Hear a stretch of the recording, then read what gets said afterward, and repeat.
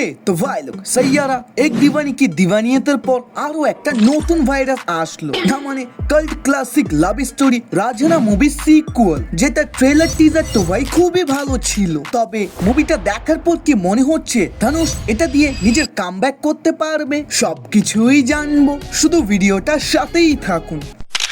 মূলত ভাই এই সিনেমার গল্প শুরু হয় একটা কলেজ থেকে, যেই কলেজের একজন ছাত্রর অ্যাংরি ইস্যু প্রবলেম আছে, মানে আমাদের হিরো ছোট্ট ছোট্ট বিষয় নিয়ে মারামারি শুরু করে দেয়। অন্যদিকে হিরোইন আবার ওই সেম কলেজে নিজের থিসিস কমপ্লিট করতেছে অ্যাঙ্গার ম্যানেজমেন্টের উপর। মানে শুরু থেকেই বোঝা যাচ্ছে তাদের দুইজনের মধ্যেই একটা বড় সড়ো তফাৎ আছে। কেউ বিনা কারণে ভায়োলেন্স করতে খুবই ভালোবাসে, তো অন্যজন ভায়োলেন্স একদমই পছন্দই করে না। বাকি তারপর যা হওয়ার ওটাই হয়। আমাদের হিরো ওই মেয়েটিকে পাওয়ার জন্য মারামারি ভায়োলেন্স সবকিছুই বাদ দিয়ে দেয় শুধুমাত্র তাকে পাওয়ার জন্য। কিন্তু তারপর যা যা হয় ভাই সত্যি আপনার ভালোবাসা থেকে বিশ্বাসই উঠে যাবে।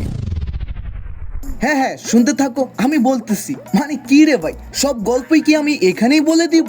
তাহলে থিয়েটারে গিয়ে মুভিটাকে কে দেখবে? পশু পাখিরা? ওয়েট ওয়েট, তবে এত তারা কিসের ভাই? আগে ভিডিওটা দেখো তারপরে মুভিটা দেখতে যাইও, কারণ এমনটাও তো হতে পারে যে পুরো মুভিটাই বেকার, তাই আগে পুরো ভিডিওটাই দেখো। ওয়েল সোশ্যাল মিডিয়ায় তো দেখতেছি অনেক রিভিউয়াররাই এটাকে নেগেটিভ রিভিউ দিচ্ছে, বাট আমার আবার এটা অতটাও খারাপ লাগেনি। ইভেন আমি তো বলবো ফার্স্ট হাফে এই সিনেমাটা যেভাবে নিজের বিল্ড আপ তৈরি করেছিল, লিটারালি ভাই ওভাবেই যদি মুভিটা ক্লাইম্যাক্স পর্যন্ত যেত, নো ডাউট ব্লকবাস্টার। কিন্তু সেকেন্ড হাফে গিয়ে পুরোপুরি হেগে দেয়। हक दिया। अब तक तो मुझे लगा सिर्फ पाद रहा है, लेकिन ना भाई।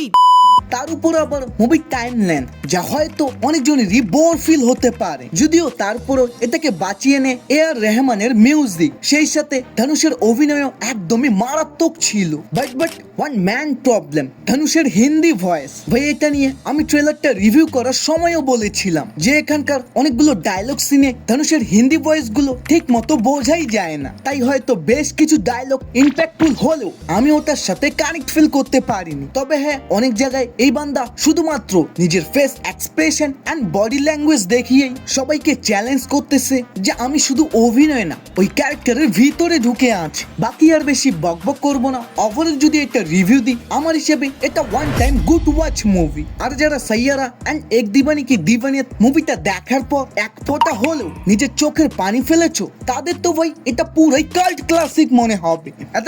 কালেকশনে কি অবস্থা? ওয়েল আমি যখন এই ভিডিওটা বানাচ্ছি তখন অলমোস্ট রাতে 4টা বাজে, যেই সময় পর্যন্ত সাকনিকের রিপোর্ট অনুযায়ী আর্লি এস্টিমেট এসেছে 16,50,00,000 টাকা, যা রিয়েলি ধনুষের জন্য খুবই বড় একটা ওপেনিং, তাও আবার হিন্দি মার্কেটে। ও বল্লে বল্লে।